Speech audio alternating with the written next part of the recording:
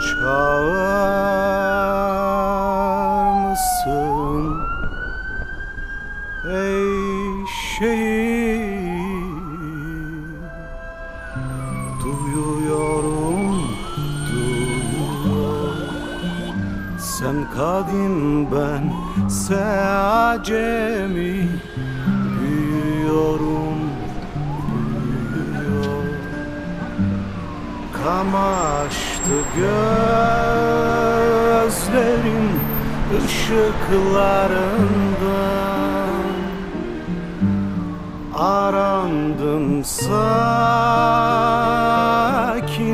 yollarından.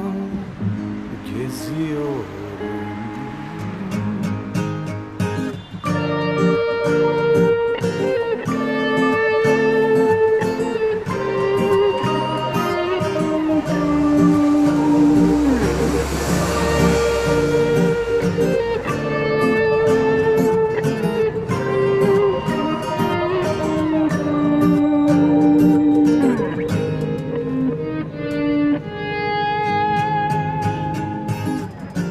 Bajaredim ah ki jane ah ki jane. Divana ser be hatyamın ki jane ah ki jane. Brinam ke durand hışem ke zelal kır. Brinam ke durand hışem ke zelal kır. Az dızanım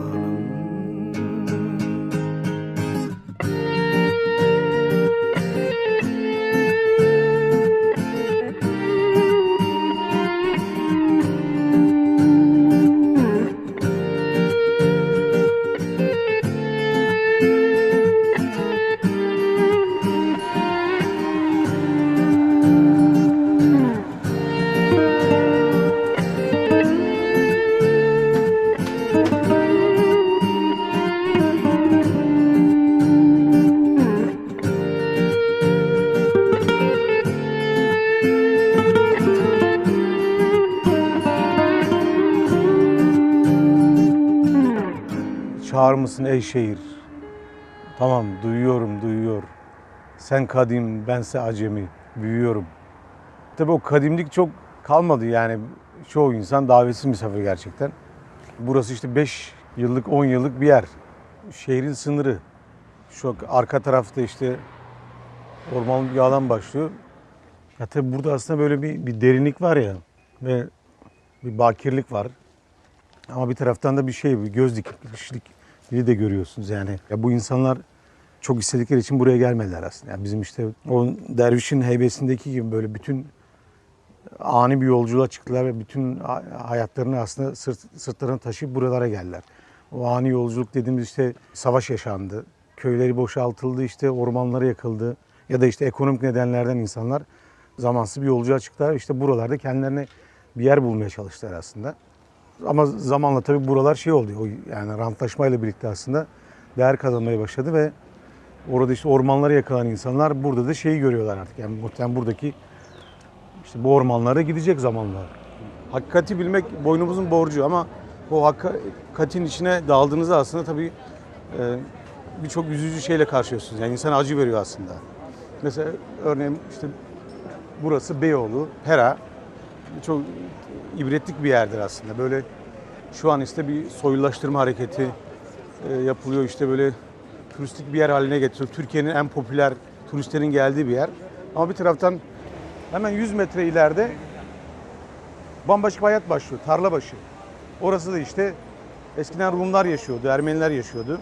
Oralar tabii boşaltılmış durumda. Çok ve bayağı bir köhneleşmiş bir yerdi. Burada işte buradaki insanlarla bir karşılaşma oldu. Romanlarla Kürtler arasında bir karşılaşma oldu. Şehre gelince mesleksiz oluyor. Aslında onların meslekleri vardı işte. Toprakla uğraşıyorlar, hayvancılıkla uğraşıyorlar. Buraya gelince vasıfsızlaştılar. O yüzden burada işte bir evde mesela 20 kişi, 30 kişi kalabiliyordu. Ama şimdi o soylulaştırma hareketi biraz şeye doğru gidiyor, buraya doğru da gidiyor. Yani kentsel dönüşümle birlikte özellikle büyük firmalar falan parseliyorlar ve buradaki insanları da buradan işte uzaklaştırmaya çalışıyorlar. Bajar'ın müziği biraz da böyle bir şey. Yani bu çelişkiyi görebilmek. Mesela bizim Amele şarkısı vardır. İnşaat işlerini anlatır. Orada şey der, ya ben kardeşim herkese böyle evler yapıyoruz, binlerce katlar çıkıyoruz bilmem. Ya pek benim evim nerede? Hiç kimse bunu sormuyor.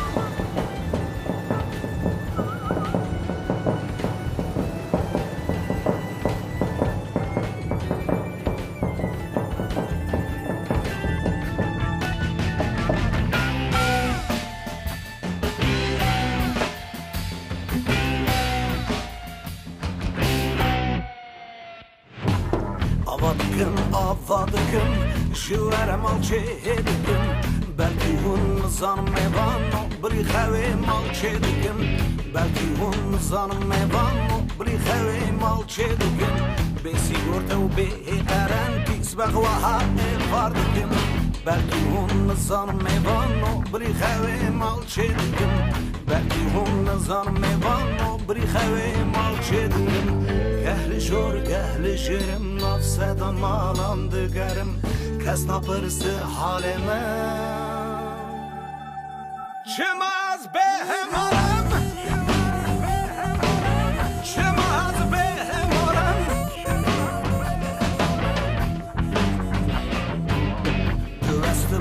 Düvestim, bıçavin xevdin aram Vekta ku evarde ve vakzadin hem bezamir Dixwazim bemem ve bileyzin ezine çari zud lazım Dixwazim bemem ve birazin lene çari zud lazım Gehli jor gehli jirim nafseden malandı gerim Kes napırsı halime Bajar'ın yaptığı müzikte de en önce yapmaya çalıştığımız popüler müzikte de yer alan belirli armonik kodları kırmaya çalışmak. Eğer bunu yapamazsak çünkü müziğin şehirle bütünleşmesi veya şehri ifade etmemiz biraz zor. Yani çünkü şehirde işte elektronik sesler var, makine sesleri var. Uzaktan gelen sirenlerin sesleri geliyor. Şu an yağmurun da sesi var mesela. İşte buralarda bolca inşaat var. İnşaatlardaki sesler var. Ya o yüzdendir mesela bizim Amele parçamız elektronik seslerle başlar aslında. Yani doku olarak elektroniktir çünkü bugünün bir işçisidir o. Yani geçmişteki bir işçi değildir. Bugün şehirde yaşayan bir işçidir. Ve elektronik bir sesin üzerine inşaat sesleri biner. Ve ardından işte çekiç sesleri, davulun ritmindeki o birkaç kişinin çalıştığı zaman ortaya çıkan belki uyum. Yani her vuruş, her davul vuruşunda bir işçinin vurduğu bir sese denk geliyor. İşte onun üstüne Vedat'ın söylediği sözler, işte elektrik gitardaki o sert tını. Aslında bir şehrin bir yandan belki bir betimlemesi benim için.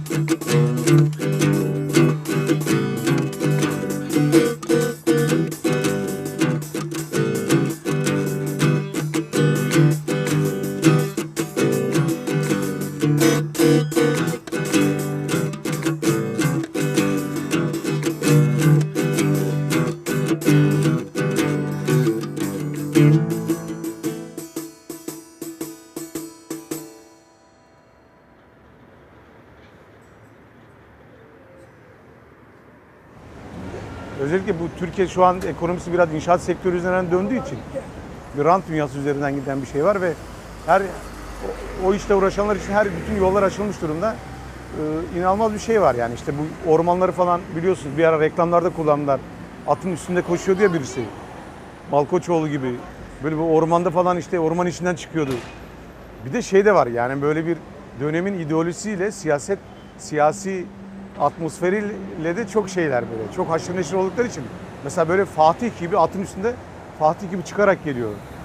İşte o ormanların içinden buralara işte ben şey yapacağım. Çok özel evler yapacağım. İşte gelin falan.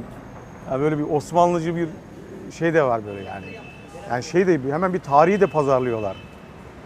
Ve ona göre mesela reklamlar değişiyor, müzikler değişiyor. Hani neyi koyuyor ki hani böyle bir insanların gönül tellerine değdirip paraların cebinden alıyor. Böyle bir de çok gaddar bir şey yani. Çok sahtekar bir dünya aslında yani. Yani o kızıyorsunuz işte o kızmayı notalarımıza döküyoruz aslında bir yönüyle.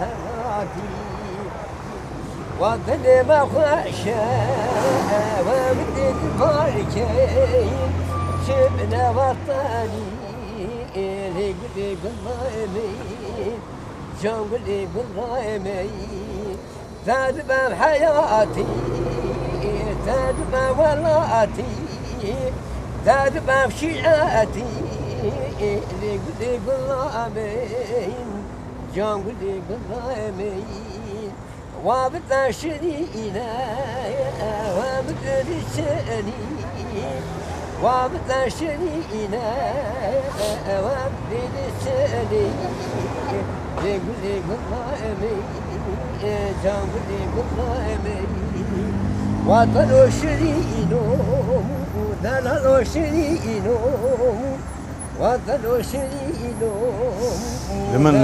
شرينو Alo çi derde? Çi ev çi derde de? Var. Çi? Herkese bir derdi var ya. Ha? Herkese bir derdi var ya. Şu ev ka atisterte bu. Eski zamanda Grani atise ha? Çi bu tiştek venda kırta çirkirtü. Valla müçücümün dönek ya halu. Tüşkuyi. Az halki vane me. Halke vani. Tu karidik ki. Az bu kayna Dıfış. ya Kasımpaşa giravli me borcum me. Ya don dersem. Tu Kasımpaşa şirdiki? Az Kasımpaşa giravli me. Eski don dersem furuşum. Ayak cana ayak dik. Ha He. tamam. Tamam. Hadi bir hatır ete. Serçabe mi haddi? Hadi ser. Hadi.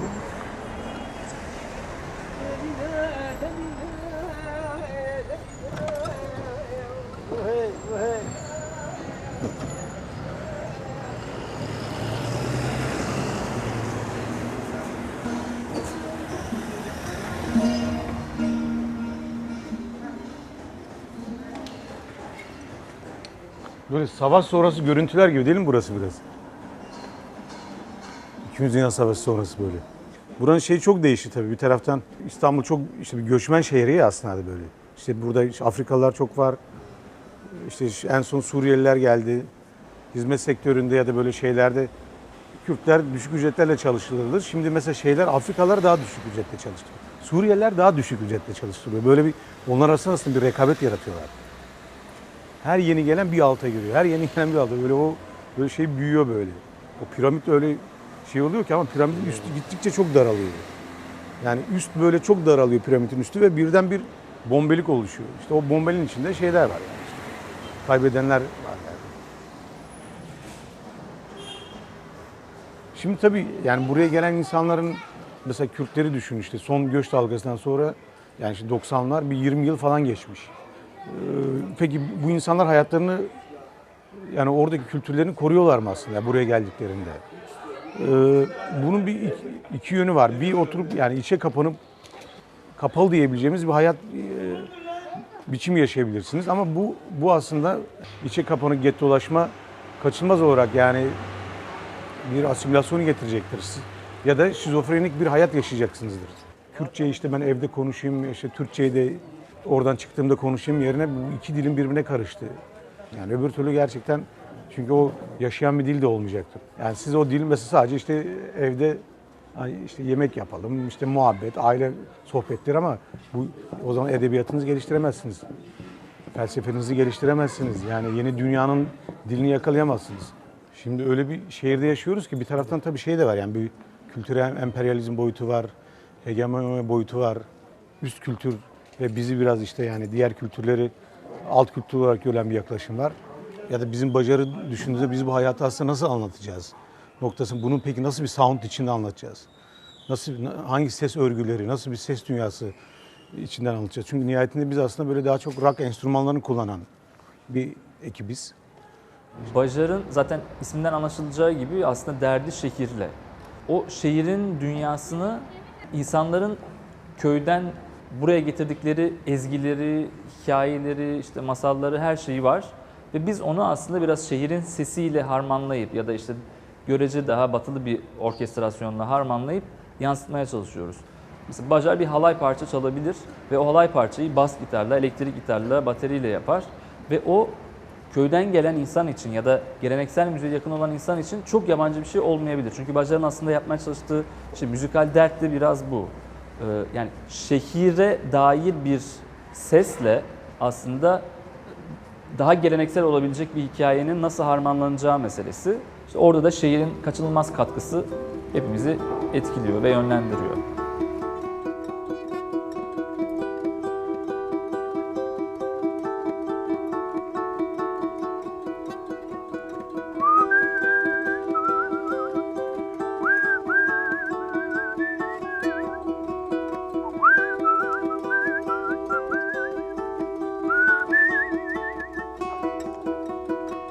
ام شوپا دیروکا خورتی خم تورک دف گریدن همو کلام و چیروکان برندن هاده برابن او کوپا زیرن بو محزنا کارون برچی لرالی به پارزن عالم پی به حسینن شاب دینیه کس کسور ام جیجن وای فهم کرن ینا بینن والا کورن کیف اب خب کوره بیتینن گونه سر لق لقیو توربه وان بوشو والانه تو ترکیه خود تجی کبرنگی امو درو دوران وقتی که درویشان دنیا مل سرپشتان وقتی که درویشان مالا مل سرپشتان وقتی که درویشان دنیا مل سرپشتان وقتی که درویشان مالا مل سرپشتان شاب دینیه کس که سوره ام جیجن وای فهم کرد یه ها بیرون والا کورن که فاب خوب کوره بیتینن گونه ده سر لق لقی و توربه وان بوشو بالانه تو ترکی خود تجه که برنگی همو درو دورم هم شوپا دیرو که خود تیخن ترک دف گریدن همو کلام و چیرو کم برندن هاده برابن او کوپا زیرن با محزنا کارون برچی لرالی بپارزن عالم پی بحسینی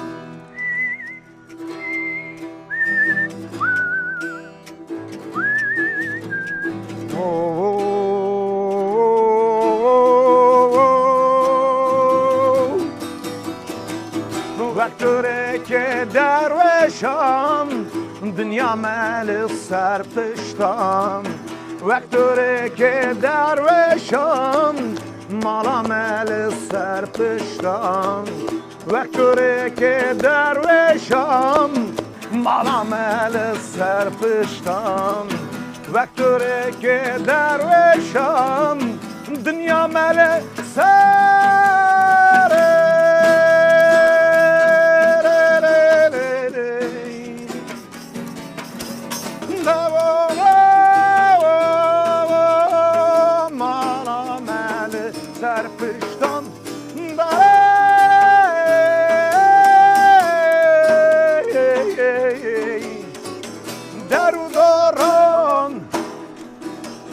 barışarak, haykırarak, hep beraber haykırarak, barışarak, haykırarak, yaklaş, yaklaş, yaklaş,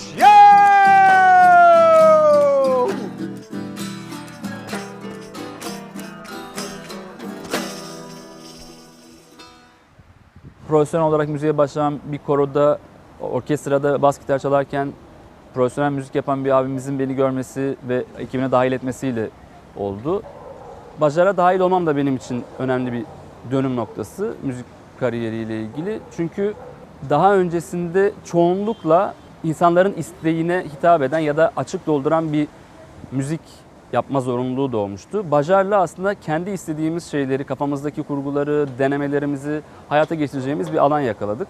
Bajar evet Kürtçe, Türkçe müzik yapan bir grup ama oradaki her insanın bireysel katkısıyla müzikal dünya şekilleniyor. Ve onun içinde benim varlığımla bir şekilde Ermeni müziğinin de katkısı vardır. Buralı müzik gibi bir derdimiz var bizim. Yani bu buralı derken de işte aslında melez bir müzikten söz ediyoruz. Yani etkilenimleri açık, hani böyle nedir? Yani işte isyan. O zaman kendi diliniz üzerinden, kendi ifade dünyanız üzerinden o isyanı yansıtmak. O yüzden de aslında biz böyle bütün enstrümanlarla biraz oynuyoruz aslında. Mesela perdeli bir enstrüman ama bir taraftan bizim kendi seslerimiz var, böyle komalarımız var. Onları peki nasıl yediriyoruz oraya? İşte telleri kaydırıyoruz. İşte oradaki bizim makam dünyalarını o seslerin içine yedirmeye çalışıyoruz. Kendi kişisel hikayemizde rock önemli bir yerde. Yani işte elektrik gitar çalan birisinin rock'tan etkilenmemiş olması ya da işte ne bileyim bas gitar çalan birisinin rock'tan etkilenmemiş olması çok mümkün değil. Bu bilinçli bir tercih çünkü rock'taki o protest, o isyankar hali dışa vurmak çok kolay. İki, yani evet bu çaldığımız enstrümanlarla başka müzikler de yapılabilirdi ama sonuçta elimizdeki enstrümanlar çok da geleneksel anlamıyla bir şey yapmamıza müsait değil. İngilizce rock müzik dinleyen bir Kürt genci, göçle şehire gelmiş bir Kürt genci, Bajar'a müzikal olarak daha yakın olabilir. O şehrin sesine, şehrin gürültüsüne, şehrin müziğine çok muhatap olmamış. Mesela daha orta yaşlı bir ablanın Bajar müziği dinlemesi daha zor olabilir kendi adına. Çünkü o hala kendi geldiği yerdeki müzikal tınılarla yaşıyor olabilir. Kulağındaki ezgiler öyle olabilir. Şehir onun hayatına yeteri kadar nüfuz etmiyor olabilir. O zaman mesela Bajar'la kuracağı ilişki çok kolay olmuyor. Örnek bizim konserlere işte Kardeş Şükrüler hayranlığıyla ya da Vedat Yıldırım'ın kişisel hayranlığıyla gelen orta yaşlı teyzeler işte bazen konserlerde önde oturuyorlar. Hani sahnede 5-6 tane genç işte böyle bağıra çağıra isyankar bir şeyler yapıyor. Çok onun içine giremiyorlar. Çünkü onların hayatlarına o şehir müziğinin ya da işte batılı tınıların girmesi çok mümkün olmamış. Ve sadece dilin, sadece hikayenin onlara tanıdık olmasıyla onlara ulaşmamız mümkün olmuyor.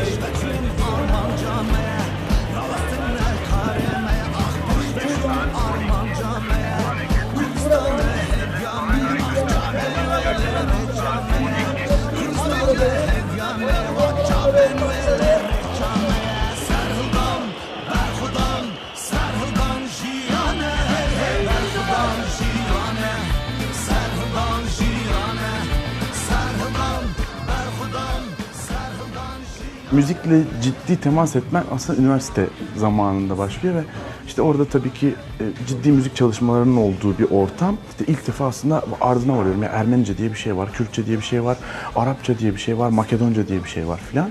Çok kimlikli bir ortam var. Ve dolayısıyla öyle bir ortamda aslında bir müzik dinleme, müzikle daha ciddi uğraşma hali Bajar'a geldiğimizde de hani şeydi. İşte Vedat Kürt, işte Ari Ermeni, ben Selanik'ten göçmenim, işte Cansun Türkmen vesaire. İşte hani Bajar bir sadece arkadaşlar bir araya geldi, işte bir rock band müzik yapıyoruzdan öte bir derdimiz vardı bizim. Ama bizim buradaki kritik konumuz bu şehri nasıl okuduğumuz, nasıl anladığımızla alakalı kritik nokta o. Biz biraz bunun madalyonun arka yüzünde neler var, o plazaların arkasında neler yatıyor, işte arka sokakların hikayelerinde neler var. gündüz 20 milyon yaşayan bir şehirde beyaz yakalılar var, mavi yakalılar var. Hani kim gerçekten beyaz yaka, kim gerçekten mavi yaka? Burada ne tür hikayeler var? Burada aşk nasıl? Burada işte hani ne kapital ilişkiler nasıl? Burada geçim derdi nasıl? Bunların hep çelişkilerinin üzerine aslında kafa yorduğumuz, müzik olarak da toparlamaya ve bir dil oluşturmaya çalıştığımız bir projeydi. Ben de aslında içinde buldum kendimi aynı dertleri olan insanlarla birlikte.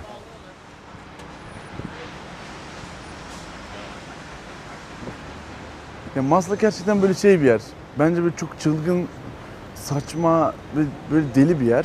Yani buradaki insanların kendi arasındaki diyaloglarına, küçük Dubai diyen var, böyle New York, Manhattan diyen var. Hatta böyle Manhattan'a yakın isimlerle kullanılan böyle burada plazalar var falan. Böyle enteresan bir şey.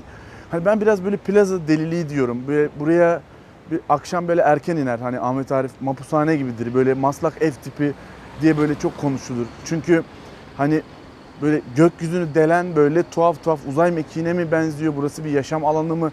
Ne olduğu belli olmayan ama bir yandan da aslında bu şehrin, bu ülkenin yükünü çeken beyaz yaka statüsünde olup da ciddi bir mavi yakalı gibi bu şizofreniyi, o yarılmayı, o tezatları aslında böyle içinde, beyninde yaşayan bir kitle var burada. Ciddi bir kitle var. Hani çoluğu çocuğu olan, burada tek başına yaşayan, evlenmiş olan, boşanmış olan, yaşlısı, gencinin bir sürü aslında hayatını, önemli bir kısmını yani sabahtan akşama kadarlık bir kısmını burada geçirdiği bir aslında yer ve hani bize böyle iftiharla ya da böyle özenmemiz gerekerek sunulan bir mekan ve yer. Böyle işte ışıltılı tabelalar, böyle binalar, bilmem neler ama hani bunun arkasında gerçekten şehre dair, ilişkilere dair, insana dair ne yatıyor dediğinizde ben gerçekten kendimi bir uzay filmindeki bir figüran gibi hissediyorum bazen burada. Böyle gidiyoruz, geliyoruz, bir fabrikada çalışan böyle robotlar falan gibi hissediyorum. Burada hani bir genel müdür olmuşsunuz, genel müdür yardımcısı olmuşsunuz, herhangi bir ajansta ya da bir büyük firmanın çaycısı olmuşsunuz. Ben çok fark göremiyorum burada. Hani buradan nasıl bir ruh hali çıkar, böyle nasıl bir doğa sevgisi çıkar mesela, nasıl bir insan sevgisi çıkar?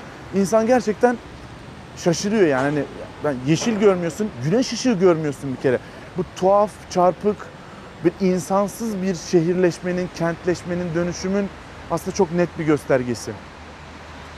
Hepimizin hayatında olduğu gibi aslında Kürt meselesi belirleyici ve işte ana dertlerimizden bir tanesi. Bu Bajar müziği dışında da aslında hepimizin öyle olması gerektiğini düşünüyoruz biz. En önemli meselelerden bir tanesi. Ama tek meselemiz bu değil. Yani biz yaşarken yani büyük politik meselelerin dışında çok minimalist, daha böyle kendi hayatımıza dair ufak şeylerle yüzleşiyoruz.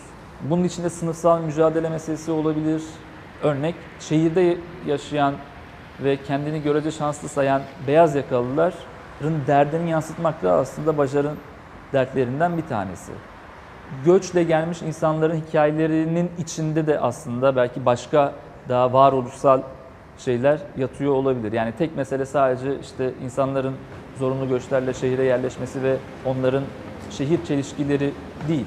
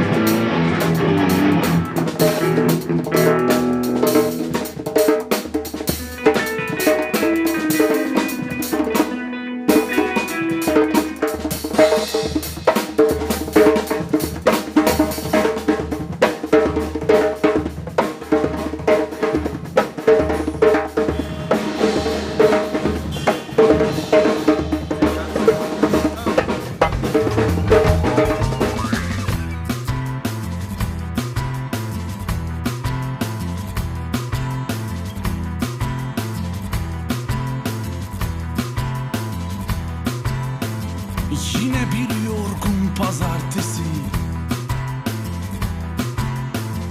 adımlarım tik tak sessiz. bağlamışım. Oy patronunun müfrezesi.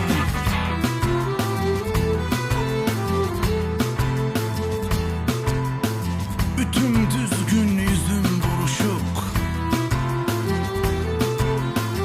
kafam ortaya karışık. Masa üstüm hesaplarım. Of bu düzenle çok barışık. Bir of çeksem, bir of çeksem, gel kovana bir dur desem. Bir of çeksem, bir of çeksem, gel kovana bir dur, dur, dur.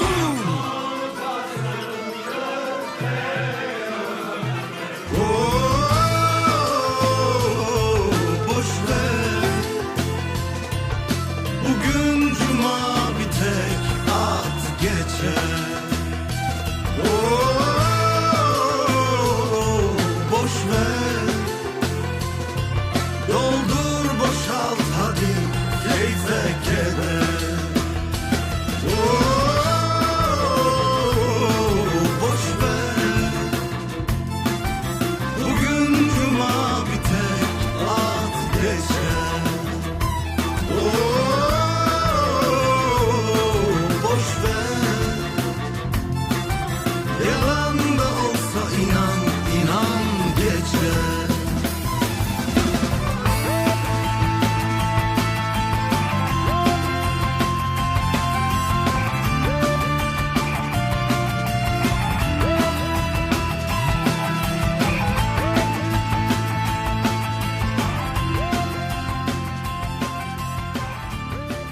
Geleceğe dair İstanbul eğer karşısı gibi olacaksa çok katmanlı bir görüntü var. Şimdi, az sonra, yarın, bir yıl sonra ve en sonrası gibi bir görüntü oluşuyor burada katmanlarda. Yani eğer öyle bir yere gidiyorsa açıkçası çok iyi bir gelecek görmüyorum İstanbul için. Çünkü karşı tarafa baktığınızda gökdelenler arasında bir ilişki de kurulmuyor aslında. Yani evet, aynı fotoğraftalar ama yani şuradaki evlere baktığınızda camdan birbirine seslenen insanların orada hayal edemiyorum. Çünkü nasıl sesini duyuracak ta en karşıdaki gökdelenine? Yani insanlar arasında ilişkileri de aslında kopartan, aslında niçin gökdelende oturuyor? Yani neden farklı bir yerde, neden bir müstakil bir evde değil ya da neden daha sıcak bir apartman, bir apartta oturmuyordu? Bu kadar büyük bir gökdelende oturmayı neden tercih ediyor? Buradan baktığınızda aslında buradan kaçıyor. Bir tehdit olarak görüyor artık insanlar. Yani sokakta yürümeyi, işte otobüsleri, dolmuşları, dolmuş şoförlerini, işte simit satan insanları, her şeyi totalinde bir tehdit olarak görüp uyurken güven içinde uyuma isteği duyuyor. Yani burada bütünleşmek yerine tamamen ayrışmayı aslında insanlar tercih ediyor.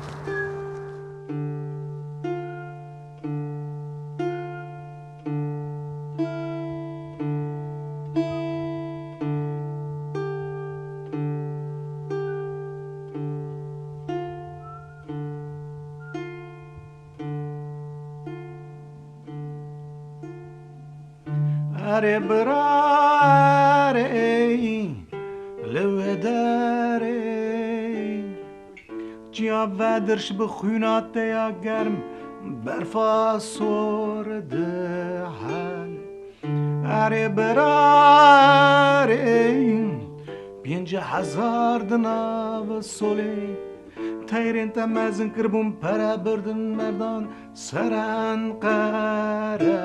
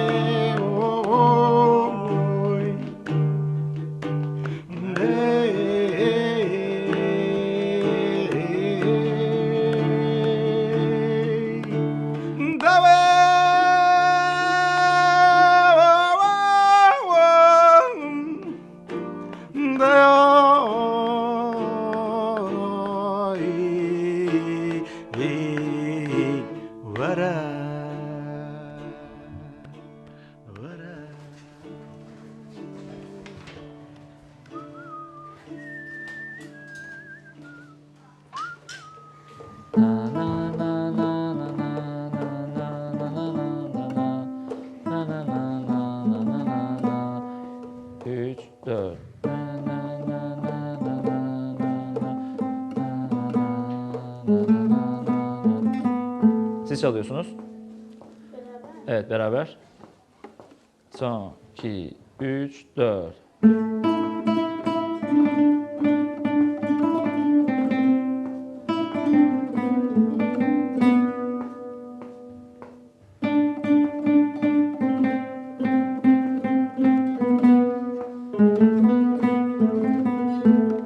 Yani birçok müzisyen için aslında en net geçim kaynağını aşma yolu öğretmenlik. Yani ya istemediğiniz başka işleri, işte düzenlemecilik, çalgıcılık ya da ne bileyim müzik yönetmenliği yapacaksınız. Ya da işte buna benim yaptığım gibi benzer koşullarla ders vereceksiniz ve geçiminizi öyle sağlayacaksınız. Bu aslında biraz bize özgürlüğü tanıyor. Yani yine keyif aldığımız bir işten geçim kazanıp daha sonra başka yapmak istediğimiz işlere alan açmak. Yani evet, klasik gitar eğitimi alıyoruz. Klasik metotla yazılmış birçok kitabımız var. Ama ben mesela alternatif olarak hem Türkçe hem Ermenice geleneksel parçalardan birkaç örnek dahil ediyorum eğitim metoduna. Ki o bahsettiğimiz işte kültürel birikim meselesi yani çalgı eğitiminde de yerleşebilsin.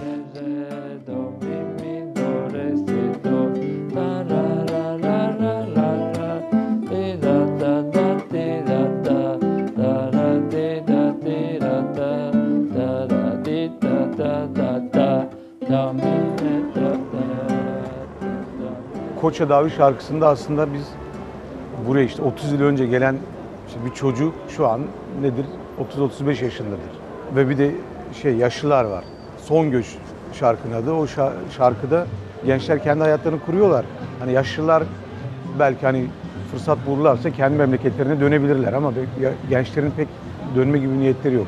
Yani nakaratta da, o şarkı nakaratında dediğimiz gibi dönen dönsün, biz uğurlayalım onları ama kalanların da rızkı buradadır.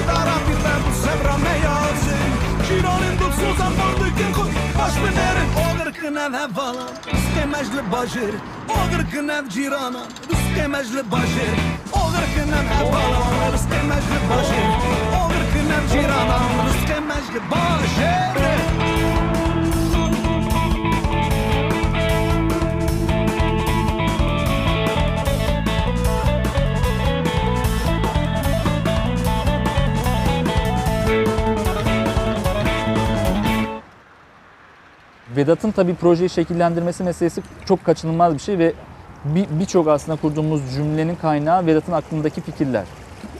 Hep kullandığımız bir şey. Yani ne yaparsanız yapın onu kendi toprağından çok uzaklaştırmayın diyoruz biz aslında. Yani rock müzikte böyle şeyler olur mu dedirtme pahasına aslında o şeyi biraz zorluyor. O hem solist okuma tavrını hem armonik yaklaşımları, rifflerin makamsallığını, bunların hepsini zorlayarak böyle daha özgün, daha kendine dair, sadece bir formun standardı olmayacak işler yaratma çabasıyla iş yapıyor. Şansımız şuydu, neredeyse herkes farklı alanlardan, farklı müzikal birikimlerden gelen insanlardı.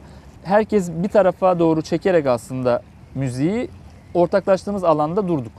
Bazı parçalarımız çok rock gibi duyulabilir ama bazı parçalarımız popüler müzikten beslenmiş daha yumuşak şeyler olabilir. Ya da daha geleneksele yaklaşan yerler var. Bunların hepsi aslında insanların kişisel birikimlerinin yansıması. Sonradan tabii şu oluşmaya başladı. Artık bir Bajar sound'u meselesi, yani o bütün ortaya attıklarımız damıtılarak bir sonuca dönüşüyor. Kesin sonuca ulaştık mı? Hayır, hala arayışlarımız devam ediyor ama artık insanların kafasında, kulağında ya evet bunu yaparsa Bajar şuna benzer bir şekilde yapar ya da biz bir şey üretirken ya işte şimdi Bajar'a benzedi diyebileceğimiz bir şeyler var. Bunların hepsini cümleleştirmek çok kolay değil. Artık o biraz o anki duyguyla oluşabilecek şeyler ama yavaş yavaş onun nüveleri gözüküyor. Biz en azından öyle hissediyoruz. 2 albüm sonrasında insanlar dinlediğinde bir şeyi ya evet bu Bajar müziğine benziyor diyorlar.